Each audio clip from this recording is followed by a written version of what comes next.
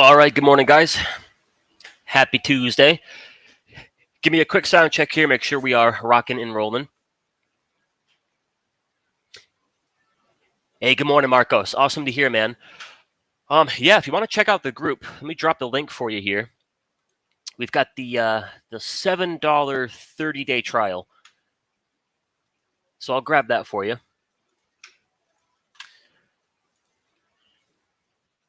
All right, there's the link for that. Good morning, Esmore. All right, folks, we'll jump in. Pretty big flush yesterday, and we'll start here on the big three board. So we got the indices, and for the first time in a long time, the big three score for the daily chart, they're all negative. QQQ drops to a -1. The IWM drops to a -1. Dow Jones getting spanked. They get a -6. RSP gets a -1, and the S&Ps get a -1. So all that really means is just one more indication. In the short term, at least, the path of least resistance might be shifting to the downside. And then the hourly scores, pretty much as bad as they can get. -12 across the board. Now, with that being said, we're pretty oversold here across our lower time frames. For example, the S&Ps are about 1% below the hourly 21, which would imply, most times you might get a bounce here today. Maybe you get a bounce tomorrow. If they can't take it back above the hourly 21, then nothing's really changed. And then bigger picture, the key level will be that daily 50. They can bounce it, they can pop it. If they can't get it and keep it back above that daily 50, then I think the odds would favor the 2-day squeeze, the daily squeeze. They might want to fire short. And if they do fire short, I think we're looking for a move back down to the weekly 21 EMA. 49.50-ish on the S&Ps. And again, like I told you yesterday, the weekly chart is perfect. Good trend, good structure. We've got the weekly buy signal. We got a perfect 12 out of 12. You look at that like you would look at any other time frame. It could be a weekly chart, could be a 15-minute chart. In the context of a good trend, a pull back to the rising 21 EMA. It's the normal ebbs and flows of the market. I don't quite think the end of the world or the end of the bull run. So key level will be your daily 50. And then for the QQQ, the big bad QQQ, I would give you the same level. 437, 438, the daily 50 SMA. They can bounce it, they can pop it. If they can't stabilize it back above that 50, then I think a better chance the 4-hour, the daily, the 2-day, and the 3-day squeeze, they might want to break short. And if they do break short, we're not too far from that weekly 21. Frankly, one more day like yesterday, QQQ down another 1.5% to 2%. We are back at the weekly 21. Now, for the small caps and the Dow, they pulled back to the weekly 21 last week, and they broke it yesterday. So here's the Dow. Little break of the weekly 21. The big three signals have gone from green to blue, bullish to neutral, and then we got a pretty rough daily chart. Brand new daily sell signal. And that's your first daily sell signal since October. It's been a while. And then the small caps.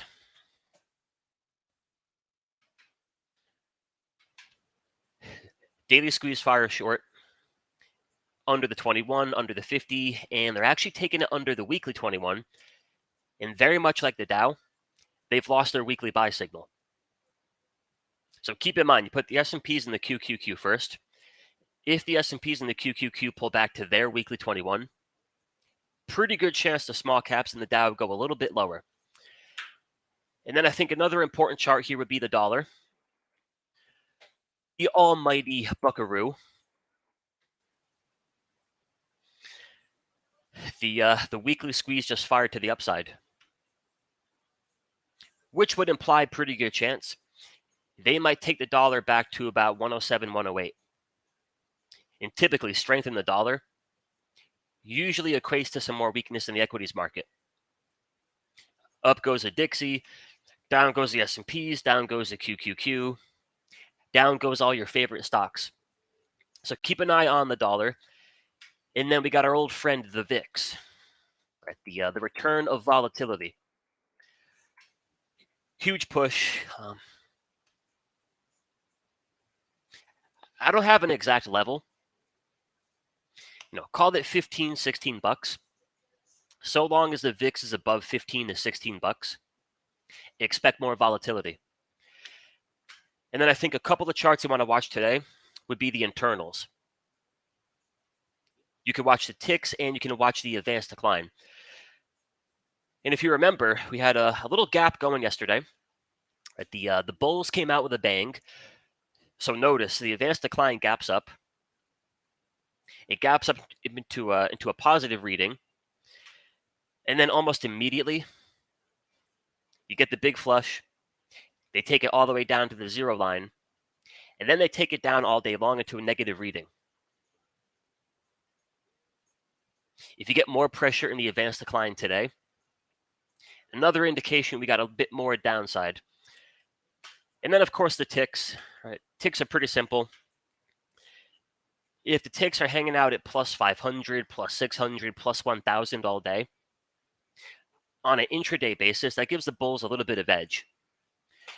Vice versa, the ticks are down here at minus 500, minus 7,000, or not minus 7,000.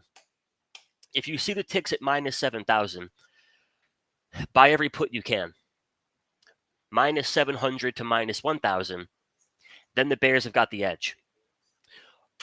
Alrighty, so for a few trade ideas here, and I got my notepad somewhere. We got some pretty good momentum going in the mastery. We've got open trades in crude oil, and we got short Cisco yesterday. And then we had losing trades on Crowd, Square, AMD, and winning trades on the S&P futures, BAC, Microsoft, Best Buy, Google, and Microsoft again. So for a couple of short ideas, I'll give you three. Two of them I'm not short, and one of them I am short. The one that I'm kind of kicking myself about, it came up on the scans all of last week, ARK. The ARK ETF. Really nasty move lower yesterday. So checking out the indicator, the structure label is red. The squeeze just fired. They've got a sell signal. It trades below the trailing stop. And we got a big 3 score and -8. And I was thinking, all right, they're gonna take it a little bit lower. In the first test of that 200 SMA, we'll probably get a little bit of a bounce. And yeah, there was no bounce to be found. They sliced through it like warm butter. However, we have a 2-day squeeze, a 3-day squeeze, and a weekly squeeze setting up. What I would like to see from here would be a bit of a bounce. Maybe even a bounce back into that 200 SMA, at which point I might try to buy a few puts here. So you can short the ARK, or you can get calls in the SARK, SARK. This is the short ARK ETF. ARK goes down, the SARK goes up. But kind of the same issue. I had a good entry for a few days, and she's taken off without me. So I'll try to short ARK on a bounce, or you can try to buy the SARK here on a bit of a dip. So there's one idea. And then the other idea here would be Tesla. And I think they're laying off a few employees. That is the rumor. And they're going to gap it down under pretty big support. They've done a pretty good job of holding that 160 level. And it looks like we're going to gap down to about 158 to 157-ish. Structure label is red. We've got the slingshot squeeze for a short. It trades under pretty much every meaningful level. The 200 SMA, the 50 SMA, the 21 EMA. and the ATR trailing stop. -10 on the big three score, and you have a 4-hour squeeze, a 3-day squeeze, and a monthly squeeze to go along with that daily squeeze. So what I'm eyeballing here would be that monthly squeeze. And I know we talked about this yesterday morning, where whether it be a 5-minute time frame, whether it be a daily chart, a monthly chart, a quarterly chart, the squeeze has the same function from time frame to time frame. During that compression phase, when you're in the squeeze, you're building up all that energy. Then you get the expansion phase, right? The squeeze fires. They release all that energy. A good squeeze will take you from anywhere from 2.5 to 3 average true range moves above or below that 21 EMA. Right. Prime example would be the monthly squeeze in the S&Ps from November.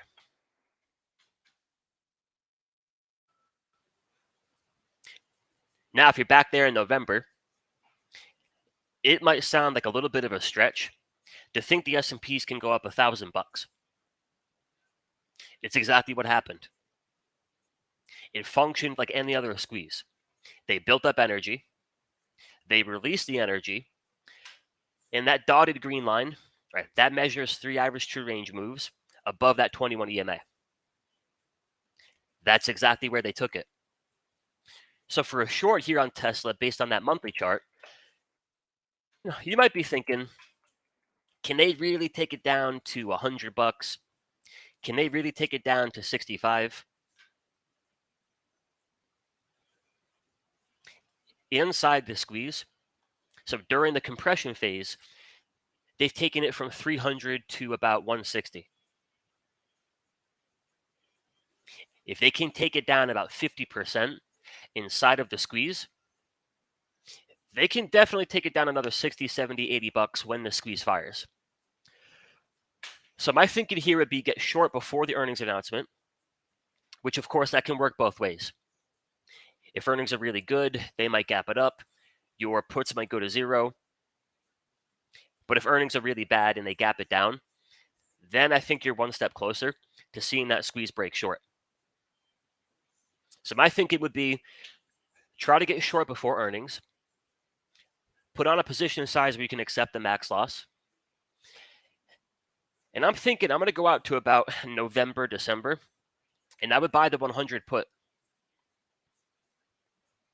I'm going to size it appropriately. But November, December, the 100 puts, and yeah, if the squeeze breaks short, I think a pretty good chance they're at least going to want to test the recent lows back here. So ARK, Tesla, and then the one that we got short yesterday was Cisco. Good old Cisco. All right. Sell signals on the weekly chart down to the 15, with a squeeze and a sell signal on the weekly, the 3-day, the 2-day, the daily, and the 4-hour. As far as what I'm looking for from a short, that's pretty much got everything. Does that mean the trade has to work? Of course not. The thinking is a bit more, if my next 100 shorts look exactly like this, I'm going to come out on top. They're not all going to work, but the ones that do work, they'll compensate for the ones that don't work. So the exit would be a move back above the 21 EMA, and the downside target would be a flush down to about 46.50-ish. Pretty straightforward. We're looking for a move similar to Starbucks. Starbucks had a really similar setup. Bunch of squeezes, bunch of sell signals. If you shorted that under that 21, you caught yourself a nice flush. And then there's a few more out there. T-Mobile.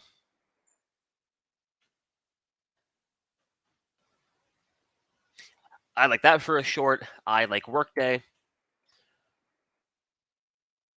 I think Workday might want to go test the 200 SMA. I like Pinterest, the old pinhead. I think that might want to test the 200. And then INTU.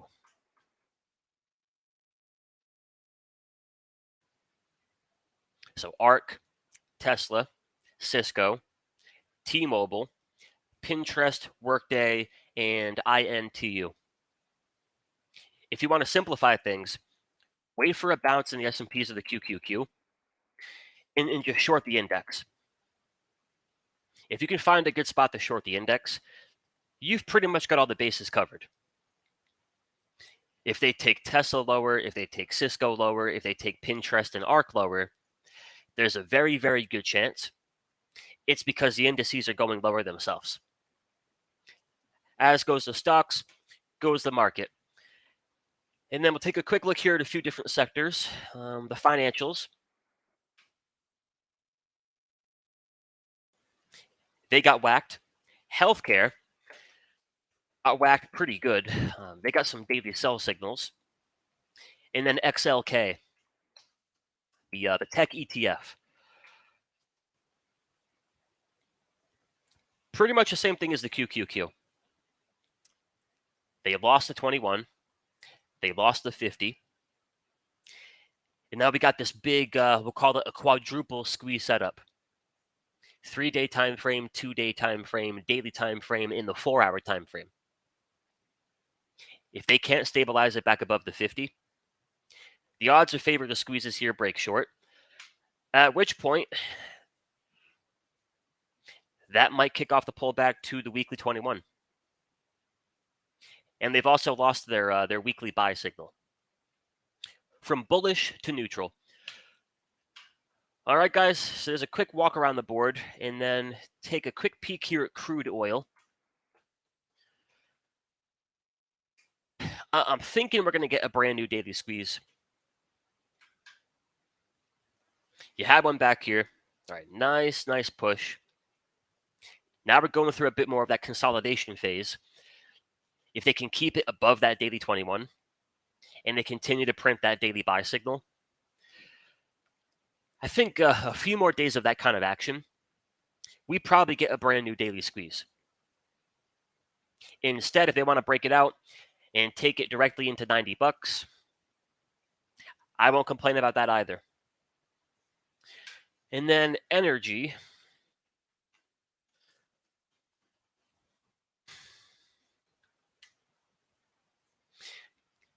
Given the S&Ps and the QQQ potentially wanting to pull back to their weekly 21, I'm not going to be in a big rush here on the energy idea, but I have been waiting for a pullback. Pullback to the 21 EMA on the daily chart, and that might be a spot to buy some calls for that monthly squeeze. It's a beautiful monthly squeeze. You've got one in ExxonMobil. You got one in Oxy. You've got one in Chevron. You've got one in EOG. And a few more where that came from. I'd be a little bit quicker to buy the pullback here if the indices were in better standing. We've all got to keep that in mind. Down goes the S&Ps, down goes the Dow, down goes QQQ, down goes the small caps. Is a general statement, down goes most things. But all right, guys, that's what I got for you. Any questions, anything you want to take a look at, let me know here in the chat, and I'll see what you got. We've got 25 minutes until kickoff. Shall not be a dull one. Oh, yeah, one more thing. Let's take a look here at Bitcoin.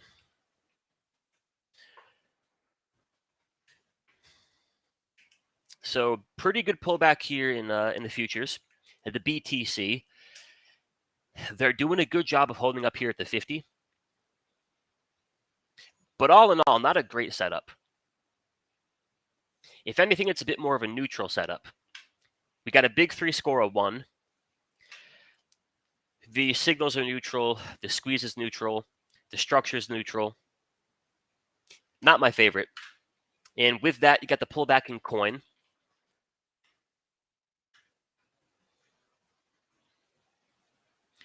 Coin took a pretty good thumping. You've got BITO, the ETF. That took a good thumping. And then I'd imagine that Mara. Mara's been a little bit rough. Riot, a little bit rough, and then MSTR. Yeah, I wouldn't rush into to a long here on the crypto names either. And then Meta broke the 21 EMA. Microsoft broke the 20. Ooh, Microsoft, damn. I hadn't seen that yesterday. They broke the 21 and the 50. And then I think Netflix broke the 21. Indeed, it did. And then Google and Amazon, they still hold up pretty good. But I can't buy a Google or an Amazon with a QQQ looking like that. It smells a bit funky. All right, let me see what y'all got. Good morning, good morning. What's up, Mark? Yeah, so SMore, that's a great question. And, of course we don't know the actual answer. It's a little bit to be determined. But, I think a good rule of thumb is as goes the market, goes the stocks. If they're pulling the QQQ lower, if they're pulling the S&Ps lower, if they're pulling all the indexes lower, does that mean energy has to go lower as well? Not necessarily. But on the flip side, it does make the idea of energy continuing to trend higher a little bit more tricky. When the indices aren't giving it too much wind at its back, then it becomes a bit more of a, John would call it a honey badger kind of situation. Financials getting sold off, healthcare getting sold off, tech getting sold off, everything getting sold off. And then you've got energy bucking the trend. Could that be the outcome? Of course. Probabilities wise, does it make things a little bit trickier? It usually does. So I think for energy here, it'll be really important for them to hold that 21 EMA. The big three signals have already gone from green to blue, bullish to neutral. And then if they break that 21 EMA here on the daily chart, that might trigger a deeper pullback. If you look at the weekly chart,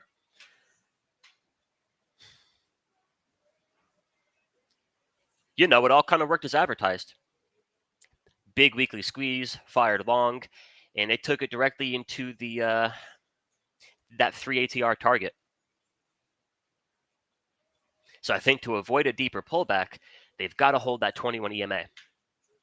And the same rules could potentially apply for USO.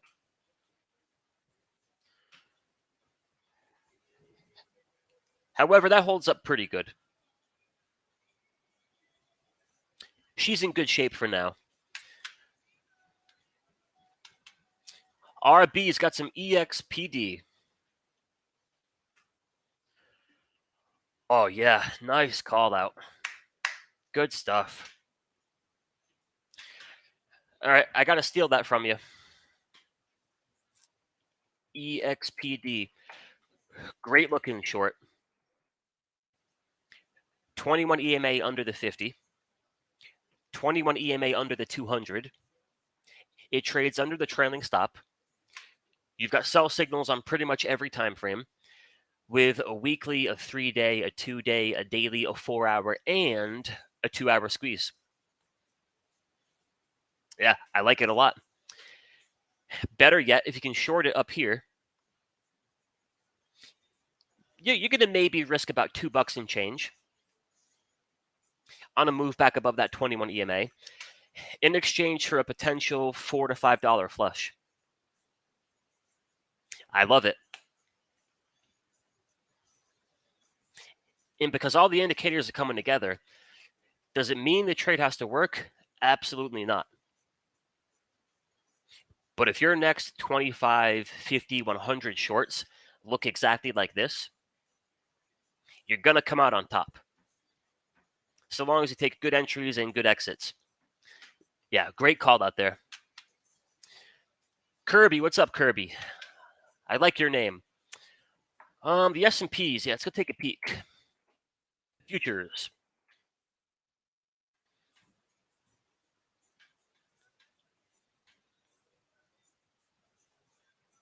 So like I said, I think, excuse me, given the size of yesterday's flush, the 5-minute, 15-minute, 30-minute hourly, the lower time frames, they're pretty oversold. We got the SPX hourly about 1% below the 21 EMA. So I don't think a bit of a bounce today would be the craziest thing. The bigger question would be, does the bounce change anything?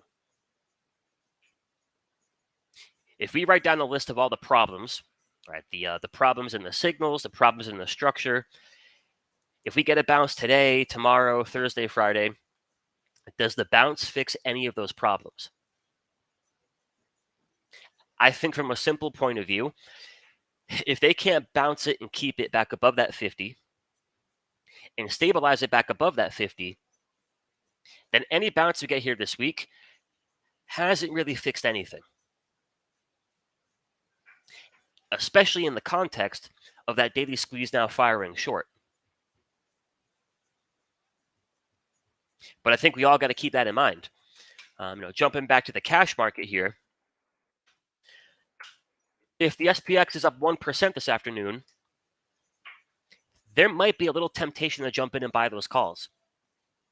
Oh my God, here comes the pop, here comes the short squeeze. They can take it up 1% from here. We're not even back above the falling hourly 21. So on a bigger scale, it's a little bit like yesterday morning. Oh my God, we're gapping up. Here comes the bulls. Yeah, they popped it into a falling hourly 21. And then they absolutely slammed it lower. So I think for the futures, for the cash market, the daily 50 SMA, that's going to be our big level. And my thinking would be, all right, if they give me a good bounce and we're not getting back above that 50, I'm going to wait for the first lower time frame sell signal, right, 15-minute, 5-minute, and then I'm going to short the thing.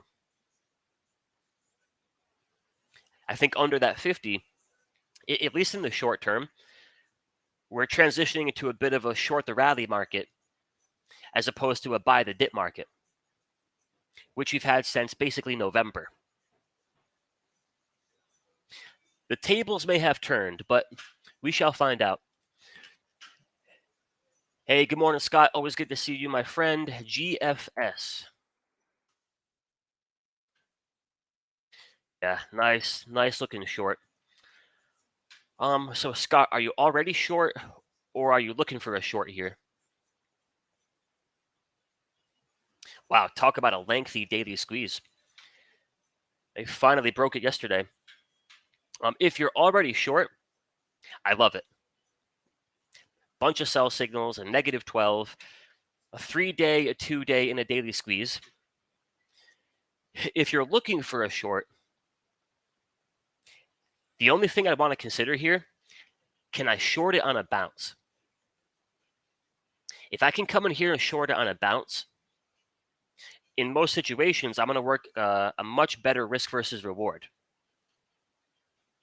If I'm getting short in a daily squeeze, almost always, I'm putting my exit above that 21 EMA. And then almost always, my downside target would be that -3 ATR.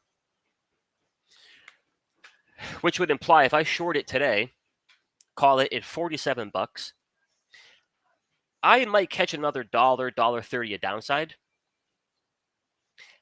And I also might take $3 to $4 on the chin if they do rally it back above that 21 EMA. So as far as the equity goes, I'm risking about 3 or 4 points to make about 1 point. Now, better yet, if I'm shorting it back here in the squeeze, somewhere near 50 bucks, beautiful. Now I'm risking about $1 to potentially make about 5. So think of that kind of risk reward over the course of 25, 50, 100 trades. On the equity itself, if I'm risking $1 against me to make about 4 or 5 in my favor, if I've got even a 50% win rate, right, I take 100 trades, 50 of them work, 50 of them don't, I'm going to be highly profitable because of that risk versus reward. Vice versa, if I'm shorting that close to my downside target, to make that kind of thing work over the course of 25, 50, 100 trades, I might need an 80, 90% win rate. But as far as the quality of the short setup itself, super, super clean. Super, super clean. So again, if the S&P is a QQQ, they get a little bounce going. I think names like GFS, I think names like EXPD, Workday, INTU, Pinterest, T-Mobile, Cisco, Tesla, and ARK, they're all viable options. However, what I have seen in the past, that pull back to your weekly 21, when the move lower finally starts, it can be a little bit fast and furious. They dump it, and they dump it hard. And you don't get too many big bounces. You don't get too many big reversals. It's a bit more of a man on a mission.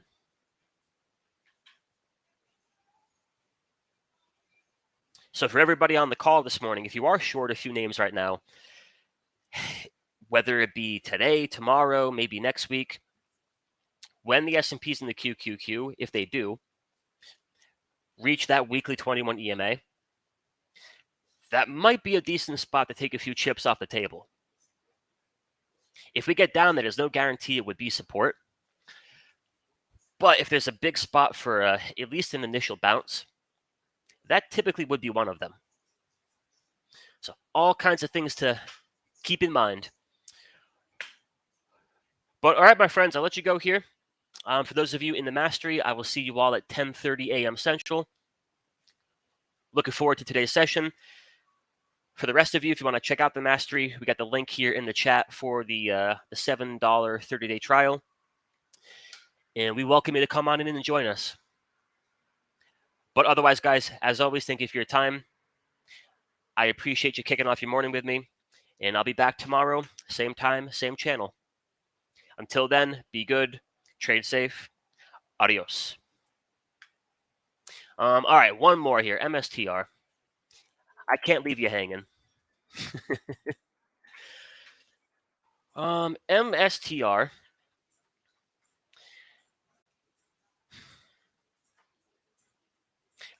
I wouldn't call it the perfect long, but I also wouldn't call it the perfect short. Compare that to an EXPD. Right, EXPD, for a really, really clean short, we want all these labels here on the top, all of them to be red. The A+ setup label, the big 3 score label, the big 3 signals label, the squeeze, etc. Where an MSTR, as far as a daily chart goes, it's a little bit more neutral. Big 3 score of 1, the buy and sell signals are neutral, the squeeze is neutral, the structure is neutral. With that being said, below that 21 EMA, with all these lower time frame sell signals, the 4-hour, 2-hour, 30-minute, 15-minute, it would make it an easier short. If anything, for a move down towards that daily 50. So I don't think the daily chart is screaming at us, hey, I'm the perfect short. But if you take that squeeze, you take that break in momentum, and then you factor in all the lower time frame sell signals, it would be an easier short for now. And that should move with BTC, which I'd imagine that can go lower if they break that daily 50. So, few things for you to watch there. But all right, y'all, have a great day. Trade well, and we'll get caught up tomorrow morning. I'll see you then.